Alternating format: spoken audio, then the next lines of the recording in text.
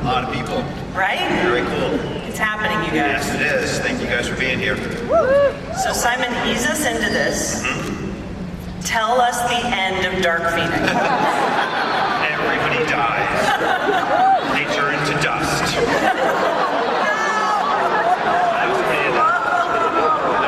Oh no, too soon. But actually, so Dark Phoenix for X-Men fans is like, it's very, very fresh in our minds all the time. It's a great storyline. I've seen it a little bit before. Yep. But tell me why right now was the moment for this movie to get made. Well, Dark Phoenix was my favorite storyline, being a hardcore comic reader growing up. And I always imagined if there was ever going to be an X-Men movie, I never thought I'd be involved in it, but if there was ever going to be an X-Men movie, that's the one I wanted to see. And like you said, you saw it a little bit in X3, but you didn't see the real Dark Phoenix story in that movie. And so when we did Days of Future Past, one of the things that I loved about that movie is we got to reset the timeline in a way that made it possible to do a real version of the Dark Phoenix story.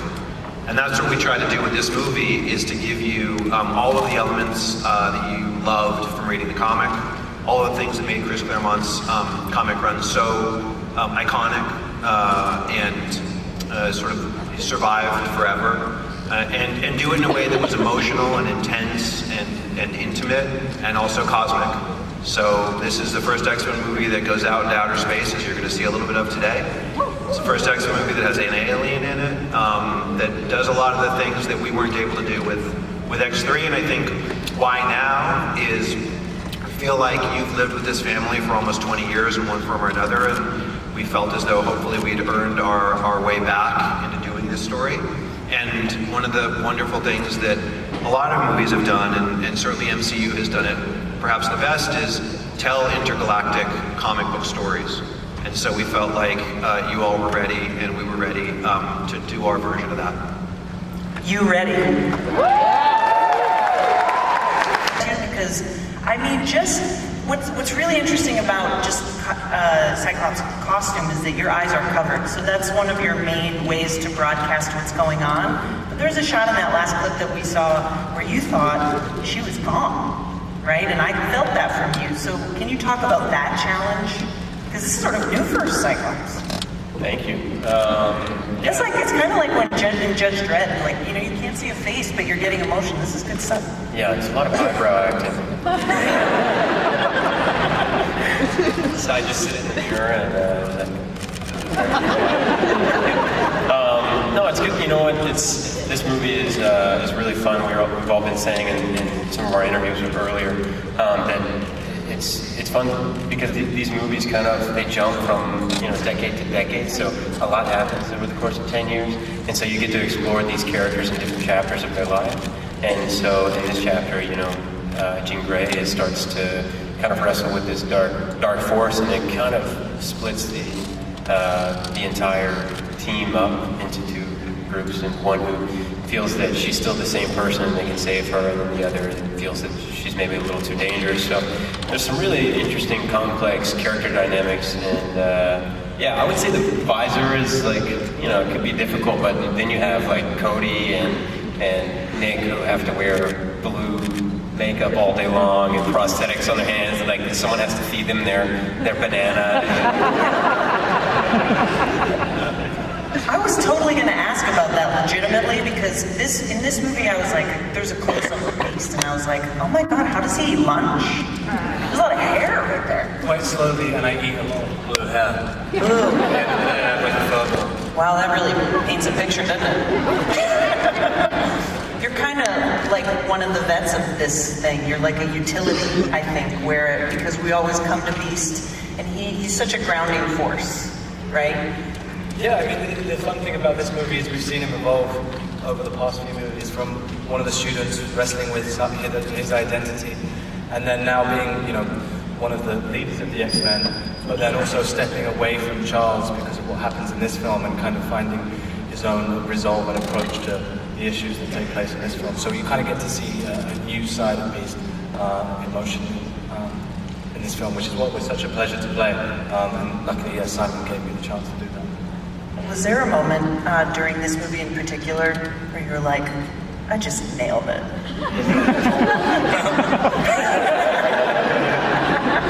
You're too busy coughing up furballs like with hair. I think that would be the wrong thing for me to be thinking. Understood. Respect. That's actually not true. After every take Nick does, he's like, nailed it. Everyone. It's under his breath, but everyone can hear it. Yeah, we can hear you, Nick. Yeah. Mike's nailed it. Alexandra, I am always so pumped to see what Storm is going to do. Always. Let's keep the vibe of this conversation going, because in this movie, you face new challenges, and I felt physically, I was watching you and I was like, ooh, like, just wait. Just I wait. felt that way when I was actually doing it. Like, what's really fun about doing stunts is like, you punch someone and then they go like flying back, like it really hurt, then you're like, you gotta like get out of it because you're like, yeah, I'm Storm, and like she's totally used to it, but Alex is losing her mind. It is so much fun, and it was really fun being able to do all the stunts and do like more hand-to-hand combat, and you really kind of get to see Storm really exude more power, and it was really fun. When I'm looking at these clips, as a non-actor, I take myself out of it for a second and I think about how you guys can't see any of the stuff that we see when you're shooting it. Because I mean, so much of your power is CG and it's added and stuff. Do you, like, real talk, do you ever stand in the mirror and practice all your cool superhero stuff? That's the only way you can do it. Yeah. Yes! That's the only way to do it, but it's actually really anticlimactic. Like, you're like, yeah, that was it, but nothing? Like, literally nothing? Yeah, I think the saddest version of that is when, in the movie it's epic, bam, he goes away, shows up somewhere else, but when it's Kurt, when it's me doing it, bam, I just toddle off and run from it. As quick as you can, Cody. And roll. Yeah, it's quite awkward. Nightcrawler is such an important part of the team, and that's something that really comes across in this movie, is how needed everyone is and how everybody's such a functional part. But now that you say that, it actually occurs to me that his usefulness is essentially like him hugging people, right? Very sweet way to put it, thank you. There you go. Great power. Yeah, he just likes to get a bit of touching. Nothing too pervasive. Just, yeah. I love it, man. It's Adults like don't touch each other. Yeah. I know that sounds really weird, but like adults, we don't touch each other. You touch kids, you don't touch adults. What a beautiful power. Yeah, thank you. Thank you for pointing that out. I love it. You got a couple moves with that. Yeah, that's it, little clap. Yeah, it's like a shout out to hugs. There you go. What's Kurt going through in this film? I feel like, as we say, you know, jumping the decades, you get to see a form of maturity in him, definitely, that is quite different to what I portrayed in Apocalypse, which was the more innocent, wide-eyed, vulnerable Nightcrawler that we love, and, you know, the comedic relief at points. But in this one, he definitely kind of starts there, but I had an opportunity to portray that more vicious, savage archetype in him that is a culmination and a product of his frustration building up to from not being able to know how to fix these internal struggles and the crisis that they're all going through as a team and as a family. So it ultimately crushes inside of him, and that's where we see it kind of connect with, I would say, Alan Cummings' portrayal of the character, which is very demonic and quite aggressive. Yeah, this is really a different side. There's so much conflict. You can really feel that in the film. Now, speaking of conflict, the bravado of Quicksilver is like one of my favorite things. Yeah, I know. I'm talking to you. Just like that, even that quick moment in the clip of just like, yeah, it's totally me. I do so much stuff. Like, that's our boy. One of the things that I associate with your character are these amazing sequences with great music. And so I wanted to ask you, just like personally, Is there a song that like really resonates with you that you would set your own personal slow-mo sequence to? Yes. And you have to get really close to the mic. There you go. I'm gonna crack that whip on you, brother. I think maybe, do you guys know that song at the end of Mortal Kombat? The ghosts are coming up? No? Will you sing it for us? Yeah, would you? Yeah, go ahead.